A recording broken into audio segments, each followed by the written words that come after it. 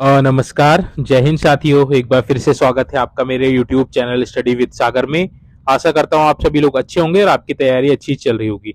देखिए, आज हम उत्तराखंड के कुछ महत्वपूर्ण जीके के प्रश्न हम लोग करने वाले हैं जो एमसीक्यू फॉर्म में आपके रहने वाले हैं। देखिए, ये वीडियो आपके लिए इम्पोर्टेंट इसलिए रहने वाली है क्योंकि इसमें जितने भी क्वेश्चंस हैं ये सारे रिपीटेड हैं और बार बार परीक्षाओं में पूछे जाते हैं। और कई क्वेश्चन इसमें ऐसे हैं जो बहुत अच्छे लेवल के हैं, जो परीक्षाओं में आगे पूछे जाने के पूरे पूरे चांसेस हैं। तो उत्तराखंड के लिए डेडिकेटेड वीडियो रहने वाली है। सारे क्वेश्चन जो है आपके उत्तराखंड से रिलेटेड हैं।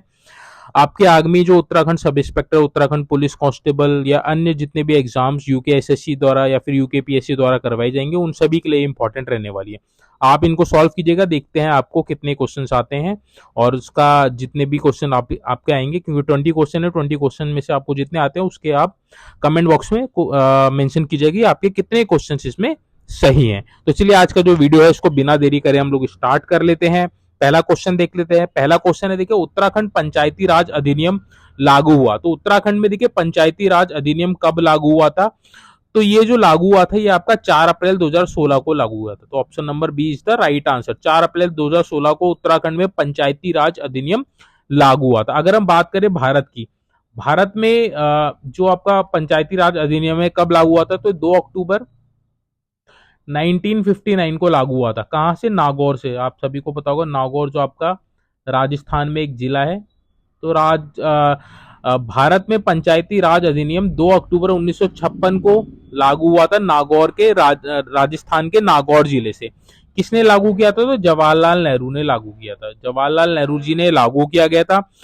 अगर हम बात करें उत्तराखंड पंचायती राज अधिनियम को संवैधानिक दर्जा कब प्राप्त हुआ, तो यह संवैधानिक दर्जा जो है 24 अप्रैल को प्राप्त हुआ था। 24 अप्रैल 1993 को देखिए संवैधानिक दर्जा प्राप्त हुआ था। इसको संवैधानिक दर्जा प्राप्त हो गया था ये पंचायती राज अधिनियम को।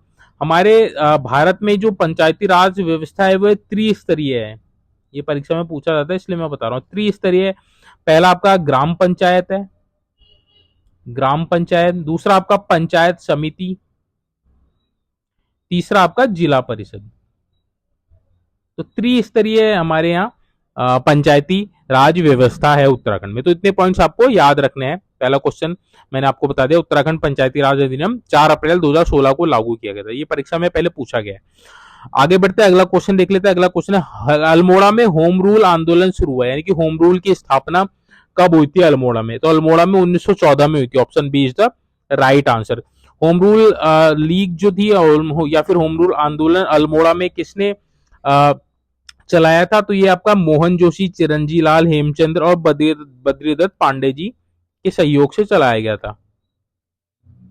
ठीक है, होम रूल लीग कब? 1914 में। अगर हम बात करें भारत में, होम रूल लीग की स्थापना भारत में कब हुई थी? 1916 में हुई थी। किसने की थी? तो ये बाल गंगाधर तिलक जी ने की थी। ये परीक्षा में ये भी पूछा जाता है। ठीक है, अल्मोड़ा में होम रूल लीग की स्थापना 1914 में, भारत में 1916 में बाल गंगाधर तिलक जी द्वारा। आगे बढ़ते हैं, अगला क्वेश्चन देख लेते हैं। अगला क्वेश्चन है आपके, देखिए, मद महेश्वर में भगवान शिव की प्रतिमा के किस भाग की पूजा की जाती है? तो आप सभी को पता है उत्तराखंड में पंच केदार हैं, जिसमें से जो मद महेश्वर है ये आपके दूसरे नंबर का पंच केदार है। पहले की अगर हम बात करें तो पहला आपका कौन सा है? केदारनाथ है। केदारनाथ पहला पंच केदार है। दूसरे की बात करें तो दूसरा मैंने आपको बताया मद महेश्वर नाथ, ये आपका दूसरा है। तीसरे की अगर हम बात करें तो तीसरा आपका कौन सा है? तीसरा आपका तुंगनाथ, ये आपका तीसरा है। चौथे की अगर हम बात करें तो चौथा कौन सा है? चौथा आपका रुद्रनाथ, ये आपका चौथा है। ये आपको क्रम भी याद होनी चाहिए, कई बार क्रम पूछ देता आपसे। पांचवे की बात करें तो कल्पेश्वर नाथ, ये आपका पांचवा है। ठीक है, तो पहला केदारनाथ, दूसरा मधमेश्वरनाथ, तीसरा तुंगनाथ, चौथा रुद्रनाथ और पांचवा आपका कल्पेश्वरनाथ। यहां पूछा मधमेश्वरनाथ में भगवान शिव के की प्रतिमा की किस भाग की पूजा की जाती है? तो देखिए, जो मधमेश्वर नाथ है इसमें भगवान शिव की नाभि की पूजा की जाती है। तो इसका सही जवाब क्या हो जाएगा, ऑप्शन नंबर बी हो जाएगा। केदारनाथ में भगवान शिव के देखिए पृष्ठ यानी कि पीठ की पूजा होती है, पृष्ठ भाग की पूजा होती है। मध्यमेश्वरनाथ में नाभि की पूजा होती है। तुंगनाथ की अगर हम बात करें तो तुंगनाथ में भुजाओं की पूजा होती है। रुद्रनाथ की अगर हम बात करें तो भगवान शिव के मुख की पूजा होती है। और कल्पेश्वर नाथ की अगर हम बात करें तो जटाओं की पूजा होती है। भगवान शिव के जटाओं की पूजा होती है कल्पेश्वर नाथ। तो इतने पॉइंट्स आपको याद रखने। अगर हम बात करें पंच केदार में सबसे ज्यादा हाइट पे कौन सा है, तो सबसे ज्यादा जो हाइट पे है वह आपका तुंगनाथ है। तुंगनाथ सबसे ज्यादा हाइट पे है। कितनी हाइट पे है ये आपका 3680 मीटर पे है। 3680 मीटर हाइट पे, सबसे ज्यादा हाइट पे तुंगनाथ है आपका। ठीक है, तो इतने पॉइंट्स आपको याद रखने। तो मध्यमेश्वरनाथ में भगवान शिव के नाभि की पूजा होती है। Option B is the right answer. आगे बढ़ते हैं, अगला क्वेश्चन देख लेते हैं। अगला क्वेश्चन है आपका, देखिए उत्तराखंड जल संस्थान की स्थापना कब हुई थी। ये परीक्षा में पहले भी पूछा गया। तो उत्तराखंड में जल संस्थान की स्थापना 2002 में हुई थी। ऑप्शन डी इसका सही जवाब हो जाएगा, 2002 में। आगे बढ़ते हैं, अगला क्वेश्चन देख लेते हैं। अगला फिफ्थ क्वेश्चन है, देखिए राजी जनजाति के निवास स्थान को क्या कहते हैं। तो राजी जनजाति जो उत्तराखंड के 3 जनपदों में पाई जाती है। कौन कौन से जनपद हैं इसको हम लोग देख लेते हैं। राजी जनजाति देखिए उत्तराखंड के पिथौरागढ़ में, और आपका उधम सिंह नगर में, और एक आपका चंपावत में। ये 3 जिलों में उत्तराखंड में राजी जनजाति पाई जाती है। राजी जनजाति का जो निवास स्थान होता है उसको रौत्योड़ा बोला जाता है। ऑप्शन बी सही जवाब होगा, रौत्योड़ा बोला जाता है राजी जनजाति के निवास स्थान को। अगर हम बात करें राजी जनजाति को और किस नाम से जाना जाता है, तो वन राउत के नाम से भी जाना जाता है। वन राउत भी बोला जाता है, या वन रौत भी बोला जाता है। इसको बनरौत भी बोला जाता है। तो आपको ये नाम रखना है, याद रखना है। राजी जनजाति को वन राउत, बनरौत भी बोला जाता है। इनके निवास स्थान को रौत्योड़ा बोला जाता है। इनकी अगर हम भाषा की बात करें तो ये जो राजी जनजाति है, इनकी जो भाषा है मुंडा भाषा है। इनकी भाषा मुंडा भाषा बोलते हैं ये लोग। तो इतने पॉइंट्स आपको इस वाले क्वेश्चन से याद रखने हैं। आगे बढ़ते हैं, अगला क्वेश्चन देख लेते हैं। अगला क्वेश्चन आपका देखिए सिक्स्थ है, गौरा देवी को वृक्ष मित्र पुरस्कार कब प्राप्त हुआ था। तो गौरा देवी को आप सभी जानते हैं, जो चिपको आंदोलन हुआ था 1976 में। 1976 में जो चिपको आंदोलन हुआ था उत्तराखंड में, उसकी जो प्रथम सूत्रधार कौन थी, गौरा देवी थी। जो चिपको आंदोलन चलाया गया था ये वृक्षों के बचाव के लिए था। वृक्षों के बचाव के लिए था। रैणी गांव जो चमोली में पड़ता है, वहां पे ये आपका देखिए चमोली में पड़ता है रैणी गांव। ठीक है, चमोली में जो रैणी गांव पड़ता है वहां पे जो वृक्ष थे, वृक्ष की कटान को वृक्ष को कटने से बचाया था गौरा देवी जी ने। तो प्रथम सूत्रधार यही थी। 1976 में आपका हुआ था, 24 मार्च 1976 में। तो आपको ये डेट भी याद रखें, 24 मार्च 1976 में चिपको आंदोलन का जो था वो गौरा देवी जी ने चलाया था। इनको वृक्ष मित्र पुरस्कार प्राप्त हुआ था। तो कब हुआ था, ये हुआ था 1986 में। ऑप्शन बी इसका सही जवाब हो जाएगा। गौरा देवी को 1986 में वृक्ष मित्र पुरस्कार प्राप्त हुआ था। 24 मार्च 1986 में चिपको आंदोलन का प्रथम सूत्रधार थी ये रैणी गांव में हुआ था। जो आपका चिपको आंदोलन है, रैणी गांव चमोली में हुआ था। और जो आपका चिपको आंदोलन है ये आपका वृक्षों के कटाव को रोकने से संबंधित है। चिपको आंदोलन कई बार पूछा है कि चिपको आंदोलन का संबंध किससे है, तो जो वृक्ष है उनको उनके कटाव को रोकने के लिए था। अगर हम बात करें गौरा देवी को, देखिए 2016 में मरणोपरांत, ये पॉइंट बहुत इंपॉर्टेंट है। मरणोपरांत इन्हें क्या क्या दिया गया था, उत्तराखंड रत्न सम्मान। कब दिया गया, 2016 में मरणोपरांत गौरा देवी जी को उत्तराखंड रत्न सम्मान से सम्मानित किया गया। तो इतने पॉइंट्स आपको इस क्वेश्चन से याद रखने हैं, इंपॉर्टेंट है परीक्षा की दृष्टि से। आगे बढ़ते हैं, अगला क्वेश्चन देख लेते हैं। अगला क्वेश्चन है आपका देखिए 7वां, पर्यटन विकास मॉडल किस देश से लिया। तो उत्तराखंड में देखिए पर्यटन आपको पता है एक उद्योग का दर्जा प्राप्त है। पर्यटन विकास मॉडल जो उत्तराखंड का है वह आपका सिंगापुर से लिया गया। तो ऑप्शन 20 का सही जवाब हो जाएगा, पर्यटन विकास मॉडल सिंगापुर से लिया गया है। आगे बढ़ते हैं, अगला क्वेश्चन देख लेते हैं। अगला क्वेश्चन है आपका 8वां, कि बाघों की सुरक्षा हेतु special tiger tiger protection force यानी कि SPTF, special sorry STPF special tiger protection force की योजना कब शुरू की गई थी उत्तराखंड में बाघों की सुरक्षा के लिए? 2013 में स्टार्ट की गई थी STPF। ऑप्शन नंबर सी इसका सही जवाब हो जाएगा। और 2013 में बाघों की सुरक्षा के लिए स्पेशल टाइगर प्रोटेक्शन फोर्स की योजना शुरू की गई थी। आगे बढ़ते हैं, अगला क्वेश्चन देख लेते हैं। अगला क्वेश्चन 9th है, देखिए पंवार वंश का पहला शासक जिसने अंग्रेजी स्कूल की स्थापना की थी। तो पंवार वंश की स्थापना कब हुई थी? 888 ईस्वी में हुई थी। किसने की थी? कनकपाल जी ने की थी। तो आपको ये भी याद रखना है, पंवार वंश की स्थापना 888 में ईस्वी में कनकपाल द्वारा की गई थी पंवार वंश की स्थापना। यहाँ पूछा पंवार वंश का पहला शासक जिसने अंग्रेजी स्कूल की स्थापना की थी। तो इसका सही जवाब हो जाएगा option number D, Pratap Shah. Pratap Shah जो पंवार वंश का पहला शासक था जिसने अंग्रेजी स्कूल की स्थापना की थी। तो ऑप्शन डी इसका सही जवाब हो जाएगा। इंपॉर्टेंट है परीक्षा की दृष्टि से। आगे बढ़ते हैं, अगला क्वेश्चन ये भी मोस्ट इंपॉर्टेंट है। उत्तराखंड में सती प्रथा पर अंकुश लगाने वाला कमिश्नर कौन था? तो उत्तराखंड में देखिए 1829 में जो जॉर्ज विलियम ट्रेल थे, ट्रेल के द्वारा सती प्रथा पे अंकुश लगाया गया था। सती प्रथा पे अंकुश लगाया गया था किसके द्वारा? George William trail. तो ऑप्शन सी इसका सही जवाब हो जाएगा। 1829 में जो उत्तराखंड के द्वितीय यानी कि सेकंड नंबर के आपके कमिश्नर थे, उन्होंने सती प्रथा का पे प्रतिबंध लगाया था, अंकुश लगाया था 1829 में।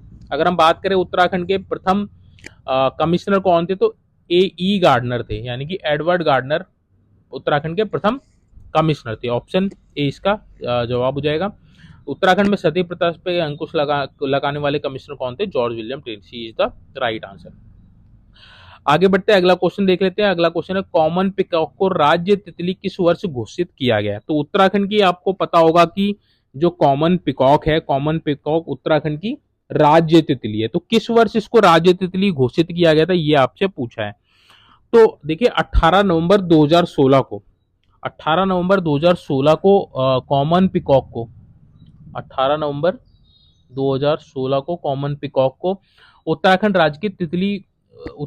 की राज्य तितली घोषित किया गया। तो 2016 आपने लगा देना। Option number D is the right answer. Date पूछेगा तो 18 नवंबर 2016। अगर हम बात करें कॉमन पिकॉक का वैज्ञानिक नाम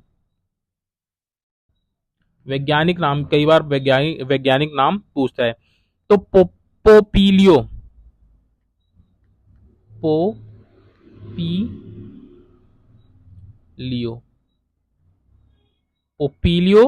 बियानोर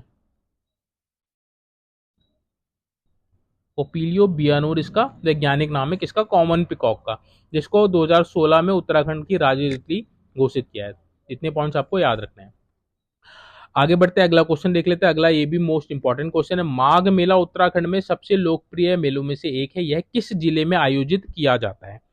तो माघ मेले को देखिए बाड़ाहाट का थोलू भी कहा जाता है, ये आपको याद रखना है। बाड़ाहाट का थोलू। तो ये बाड़ाहाट आपको पता है उत्तरकाशी का क्या है? पुराना नाम है। बाड़ाहाट कहा जाता है उत्तरकाशी को। तो इसका सही जवाब क्या हो जाएगा? ऑप्शन नंबर डी हो जाएगा, उत्तरकाशी। माघ मेला कब होता है? ये मकर संक्रांति यानी कि 14 जनवरी को मकर संक्रांति के दिन स्टार्ट होता है। मकर संक्रांति के दिन स्टार्ट होता है माघ मेला, जो उत्तरकाशी में लगाया जाता है। इसका पुराना नाम क्या था? बाड़ाहाट का ठोलू। तो ये भी आपको याद रखना है, ये माघ मेला ही है।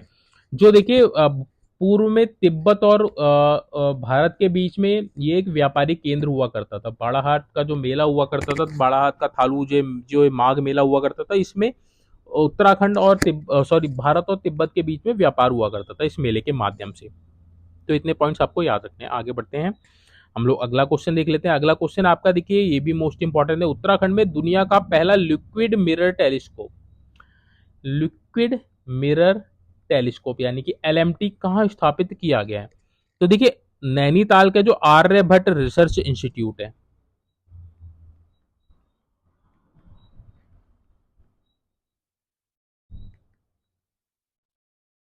नैनीताल का जो आर्यभट्ट रिसर्च इंस्टीट्यूट है वहां दुनिया का पहला लिक्विड मिरर टेलीस्कोप यानी कि एलएमटी स्थापित किया है। तो ऑप्शन बी इसका सही जवाब हो जाएगा। ये कब स्थापित किया गया है? तो 21 मार्च 2023 को, 21 मार्च 2023 को स्थापित किया है। तो इंपॉर्टेंट है परीक्षा की दृष्टि से। आगे बढ़ते हैं, अगला क्वेश्चन देख लेते हैं। अगला ये भी मोस्ट इंपॉर्टेंट है। दिखनौरी प्रथा किस जनजाति से संबंधित है? तो दिखनौरी प्रथा क्या होती है? ये सगाई की एक रस्म होती है, सगाई रस्म होती है। तो ये किस जनजाति में पाई जाती है? तो जो दिखनौरी प्रथा है ये आपकी थारू जनजाति में पाई जाती है। ऑप्शन सी इसका सही जवाब हो जाएगा। दिखनौरी प्रथा थारू जनजाति से संबंधित है, जिसको सगाई रस्म कहा जाता है। आगे बढ़ते हैं, अगला क्वेश्चन देख लेते हैं। अगला क्वेश्चन 15 है। उत्तराखंड भेड़ एवं ऊन विकास बोर्ड की स्थापना कब हुई थी? तो उत्तराखंड में देखिए भेड़ एवं ऊन विकास के लिए एक बोर्ड की स्थापना हुई थी।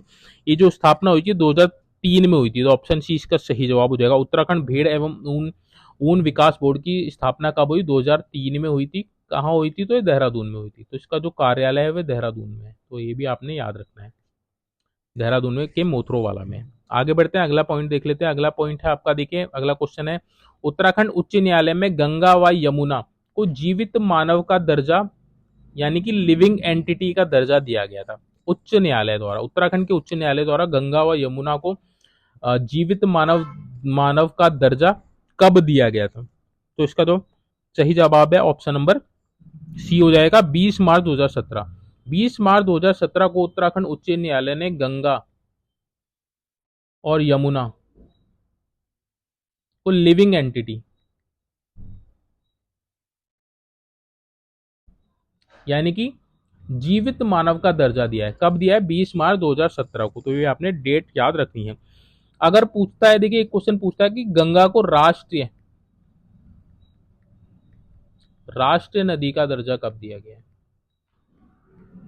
गंगा को राष्ट्रीय नदी का दर्जा कब दिया गया था? तो ये दिया गया था 4 नवंबर 2008 को।